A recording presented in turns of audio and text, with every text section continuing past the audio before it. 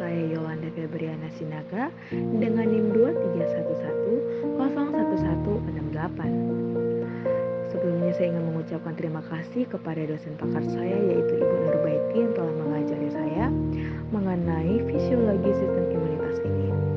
Dan saya ingin mengucapkan terima kasih kepada dosen fasilitator saya yaitu Profesor Setiawan yang telah bersedia dalam membantu saya dan membimbing saya dalam pengerjaan fisiologi sistem imunitas ini. Saya adalah mahasiswa dari Fakultas Keperawatan, Program Studi Ilmu Keperawatan Universitas Sumatera Utara. Maka di sini saya akan memulai untuk menjelaskan mengenai fisiologi sistem imunitas pada tubuh manusia. Selanjutnya kita masuk pada Cluster of Differentiation atau CD yang merujuk pada molekul permukaan sel yang digunakan untuk mengidentifikasi dan mengklasifikasikan jenis sel dalam sistem kekebalan tubuh. Molekul CD ditemukan pada berbagai jenis sel imun, termasuk sel T, sel B, dan sel fagosit. Molekul ini digunakan sebagai penanda untuk mengidentifikasi dan membedakan jenis sel imun yang berbeda dalam analisis imunologi. Misalnya, CD4 dan CD8 digunakan untuk mengidentifikasi dan membedakan antara sel T pembantu dan sel T sitotoksik. Sedangkan CD19 digunakan untuk mengidentifikasi sel B. CD ini adalah molekul permukaan sel yang digunakan untuk mengidentifikasi dan mengklasifikasikan jenis sel dalam sistem kekebalan tubuh. Molekul CD berperan penting dalam proses komunikasi dan interaksi antara sel-sel imun dalam tubuh. Berikut adalah proses cara kerja CD dalam imun tubuh. Yang pertama, identifikasi dan pengungkapan sel, yaitu molekul CD digunakan sebagai penanda untuk mengidentifikasi dan membedakan jenis sel imun yang berbeda. Misalnya, CD4 digunakan untuk mengidentifikasi dan membedakan sel T pembantu atau sel T helper, sedangkan CD8 digunakan untuk mengidentifikasi dan membedakan sel T sitotoksik. Yang kedua adalah aktivasi sel imun. Molekul CD juga berperan dalam aktivasi sel imun.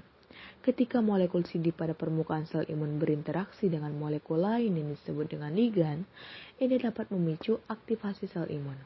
Misalnya, interaksi antara CD4 pada sel T pembantu dengan molekul MHC2 pada sel antigen presenting dapat memicu aktivasi sel T pembantu. Yang ketiga adalah kostimulasi, di mana molekul juga berperan dalam proses kostimulasi yang diperlukan untuk aktivasi penuh sel imun. Selain interaksi antara molekul CD dan ligannya, kostimulasi juga melibatkan interaksi antara molekul CD lainnya. Misalnya, interaksi antara CD28 pada sel T dengan molekul CD80 atau CD86 pada sel antigen presenting diperlukan untuk aktivasi penuh sel T. Yang keempat adalah adesi sel. Molekul CD juga berperan dalam adesi sel, yaitu melekatnya sel imun satu sama lain atau pada jaringan lain. Molekul CD pada permukaan sel imun dapat berinteraksi dengan molekul adesi pada sel lain, memfasilitasi interaksi dan migrasi sel imun. Yang terakhir adalah pemancar sinyal. Molekul CD juga dapat berperan sebagai sinyal-sinyal intraseluler. Setelah berinteraksi dengan ligannya, molekul CD dapat mengaktifkan jalur sinyal intraseluler yang mempengaruhi fungsi dan aktivitas sel imun. Secara keseluruhan, molekul CD berperan penting dalam mengatur dan mengordinasikan respon imun tubuh. Mereka membantu dalam pemberitahuan, aktivasi, kostimulasi, adesi, dan pemancaran sinyal sel imun, memastikan respon imun yang efektif dan terkoordinasi terhadap patogen dan bahan asing lainnya. Selanjutnya, kita akan masuk kepada sel T dan sel B. Sel T dan sel B adalah dua jenis sel yang penting dalam sistem kekebalan tubuh. Sel T juga dikenal sebagai limfosit T, yang merupakan jenis sel imun yang diproduksi di sumsum tulang belakang dan matang di dalam timus. Fungsinya adalah untuk mengenali dan melawan patogen, seperti virus, bakteri, jamur, dan sel kanker. Sel T memiliki reseptor, permukaan yang disebut reseptor sel T atau TCR yang dapat mengenali antigen yang terikat pada sel tubuh yang terinfeksi. Ada beberapa jenis sel T, yaitu yang pertama, sel T pembunuh atau sel T sitotoksik, yang kedua sel T pembantu, yang ketiga sel T regulator atau sel T pengatur, dan yang terakhir ada sel T memori. Mengenai penjelasan sel T, kita mulai dari sel T pembunuh atau sel T sitotoksik, yang memiliki kemampuan untuk mengenali dan membunuh sel yang terinfeksi virus atau sel kanker. Mereka mengenali antigen yang dihadirkan oleh MHC kelas 1 pada permukaan sel dan merespon dengan melepaskan zat-zat toksik yang membunuh sel target. Yang kedua ada sel T pembantu yang berperan dalam membantu aktivasi dan koordinasi respon kekebalan tubuh. Mereka mengenali antigen yang dihadirkan oleh MHC kelas 2 pada permukaan sel antigen presenting seperti sel dendritik atau makrofag.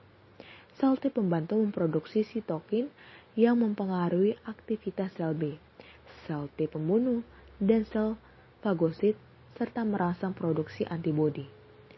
Sel TH1 merespon infeksi oleh mikroorganisme intraseluler seperti virus dan bakteri intraseluler. Mereka menghasilkan sitokin seperti interferon gamma atau yang biasa disebut dengan IFN gamma yang memperkuat respon imun seluler dan membantu mengaktifkan sel T pembunuh atau CTL untuk membunuh sel yang terinfeksi. Sel TH2 merespon infeksi oleh mikroorganisme ekstraseluler seperti parasit, alergen, dan beberapa bakteri. Mereka menghasilkan sitokin seperti interleukin 4 atau IL-4, interleukin 5 atau IL-5, dan interleukin 13 atau IL-13 yang memperkuat respon imun humoral dan membantu aktivasi dan diferensiasi sel B menjadi sel plasma yang memproduksi antibodi. Selain itu, sel TH17 berperan dalam melawan infeksi oleh bakteri ekstraseluler dan jamur. Mereka menghasilkan sitokin seperti interleukin 17 atau IL-17 yang memperkuat respon imun inflamasi dan membantu aktivasi dan migrasi sel fagosit ke situs infeksi. Selanjutnya, yang ketiga adalah sel T regulator atau sel T pengatur, yang berperan dalam mengendalikan respon kekebalan tubuh agar tidak berlebihan atau merusak jaringan tubuh itu sendiri. Mereka menghambat aktivitas sel T dan sel B yang berlebihan, sehingga mencegah terjadinya autoimunitas. Sel Treg atau sel T regulator berperan dalam mengendalikan respon imun agar tidak berlebihan atau merusak jaringan tubuh sendiri, dengan menghasilkan sitokin seperti interleukin 10 atau IL-10 dan transforming growth faktor beta atau TGF-beta yang menekan aktivitas sel T dan sel B yang berlebihan, sehingga mencegah terjadinya autoimunitas. Yang keempat adalah sel T memori. Setelah infeksi atau vaksinasi, beberapa sel T akan menjadi sel T memori. Sel T memori memiliki kemampuan untuk mengenali antigen yang sama jika terjadi infeksi ulang. Mereka dapat dengan cepat merespon dan memperbanyak diri untuk melawan infeksi tersebut. Kita masuk pada sel B, yang juga dikenal sebagai limfosit B, adalah jenis sel imun yang diproduksi di sumsum tulang belakang. Fungsinya adalah memproduksi antibodi yang merupakan protein spesifik untuk mengikat dan melawan patogen. Sel B memiliki reseptor permukaan yang disebut reseptor sel B atau BCR yang dapat mengenali antigen yang terikat pada patogen. Setelah mengenali antigen, sel B akan membelah diri dan menghasilkan plasma sel yang memproduksi dan mengeluarkan antibodi ke dalam darah. Antibodi ini akan mengikat dan mematikan patogen, sehingga memudahkan pembongkaran oleh sel fagosit. Selanjutnya kita masuk kepada MHC antigen. MHC atau Major Histocompatibility Complex adalah protein kompleks yang dihasilkan dalam sel tubuh. MHC kelas 1 diproduksi oleh hampir semua sel tubuh, sedangkan MHC kelas 2 terutama diproduksi oleh sel antigen presenting seperti sel dendritik, makrofag, dan sel B. Molekul MHC ini dihasilkan dalam retikulum endoplasma sel dan kemudian berpindah ke permukaan sel, di mana mereka berikatan dengan fragmen peptida antigen yang kemudian akan dipresentasikan kepada sel T. Ada dua kelas utama MHC antigen. Yang pertama, MHC kelas 1 dan yang kedua, MHC kelas 2. Di sini kita akan membahas mengenai cara MHC mengenali dan mengintegrasikan antigen ke sel T. MHC mengenali dan memahami antigen kepada sel T melalui dua kelas kan, yaitu MHC kelas 1 dan MHC kelas 2. MHC kelas 1 ditemukan pada hampir semua sel tubuh. Kelas MHC 1 mengenali dan memahami antigen yang berasal dari dalam sel tubuh yang terinfeksi atau termutasi. Prosesnya adalah sebagai berikut. Yang pertama, antigen yang dihasilkan dalam sel tubuh terpecah menjadi fragmen peptida. Yang kedua, fragmen peptida ini kemudian berikatan dengan molekul MHC kelas 1 di dalam retikulum endoplasma. Yang ketiga, molekul MHC kelas 1 yang telah berikatan dengan fragmen peptida ini kemudian berpindah ke permukaan sel. Yang keempat, MHC kelas 1 dengan fragmen peptida yang diidentifikasi akan dikenali oleh sel T sitotoksik atau T sitotoksik melalui reseptor spesifiknya, yaitu reseptor TCR atau TCE T-cell receptor.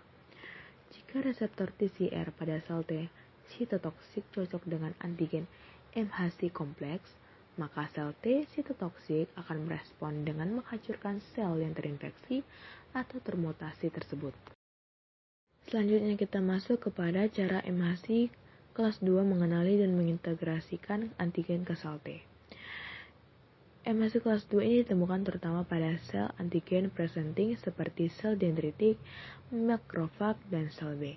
MHC kelas 2 mengenali dan menyatukan antigen yang berasal dari patogen eksternal.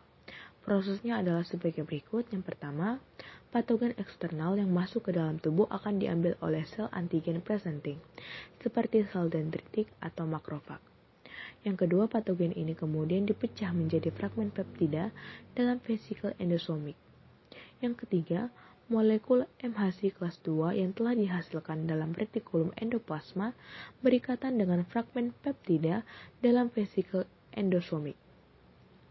Yang keempat, molekul MHC kelas 2 dengan fragmen peptida yang terikat akan berpindah ke permukaan sel antigen presenting. Yang kelima, MHC kelas 2 dengan fragmen peptida yang ikatannya akan dikenali oleh sel T pembantu atau T helper melalui reseptor TCR.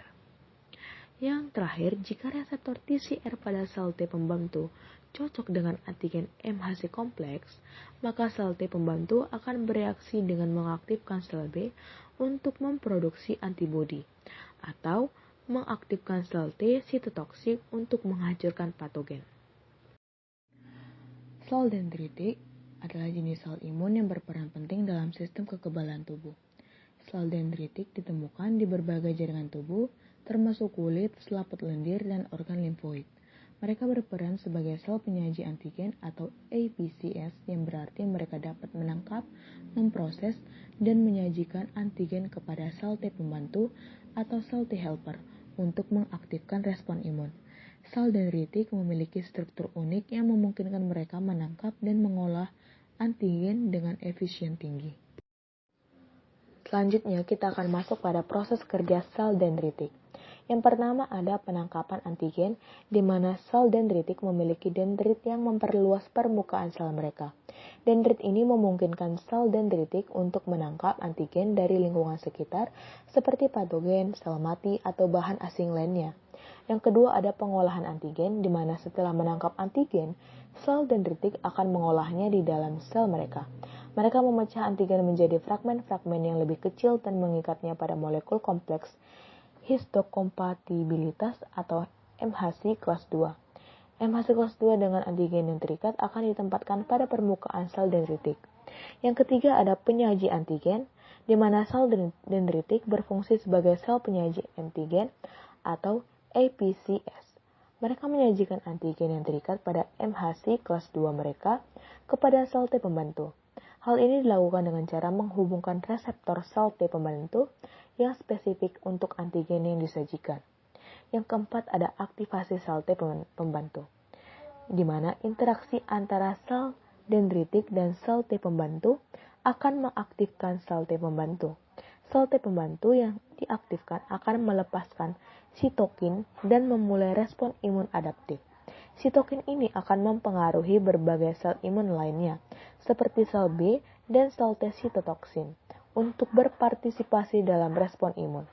Dan yang terakhir ada migrasi ke organ limfoid, di mana setelah presentasi antigen, sel dendritik akan dikeluarkan ke kelenjar getah bening atau organ limfoid lainnya melalui aliran darah atau sistem limfatik.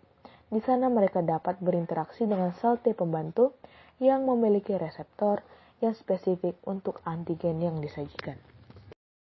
Selanjutnya kita akan membahas mengenai pattern recognition receptor atau PRR, di mana ini adalah jenis reseptor yang ditemukan pada sistem sel-sel kekebalan tubuh yang bertanggung jawab untuk mengenali pola-pola khusus pada patogen, seperti bakteri, virus, dan jamur. PRR dapat mengenali pola-pola ini melalui struktur kimiawi yang konservatif, seperti lipopolisakarida pada bakteri gram negatif atau asam nukleot pada virus. PRR berperan penting dalam mengaktifkan respon imun terhadap patogen. Setelah mengenali pola patogen, PRR akan mengaktifkan jalur sinyal intraseluler yang berakhir pada produksi sitokin dan molekul efektor lainnya. Selanjutnya kita akan masuk pada langkah mekanisme imunitas, di mana mekanisme imunitas awal melibatkan beberapa langkah penting yang terjadi dalam respon imun terhadap infeksi atau invasi patogen. Berikut adalah penjelasan mekanisme imunitas. Yang pertama adalah pengenalan patogen, yang kedua aktivasi respon imun, yang ketiga respon inflamasi, yang keempat fagositosis, yang kelima respon sel T, yang keenam respon sel B, yang ketujuh pembentukan memori imun. Mekanisme imunitas awal melibatkan beberapa langkah penting yang terjadi dalam respon imun terhadap infeksi atau invasi patogen.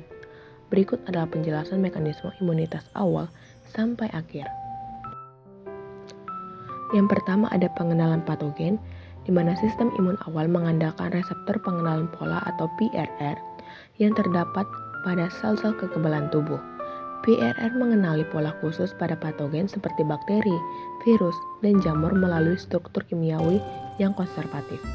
Contoh PRR termasuk Toll-like receptor atau TLRS, NOD-like receptor atau NLRS, dan RIG-I-like receptor atau RLRS.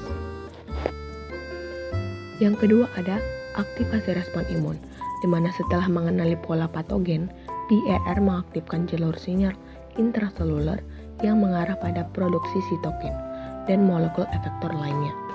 Sitokin adalah protein yang berperan dalam mengatur dan mengordinasikan respon imun. Molekul efektor seperti antibodi dan komplement berperan dalam melawan infeksi.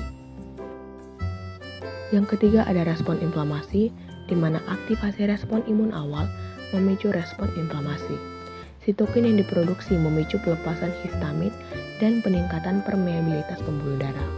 Hal ini mengakibatkan pembuluh darah melebar dan lebih banyak darah dan sel imun masuk ke daerah yang terinfeksi.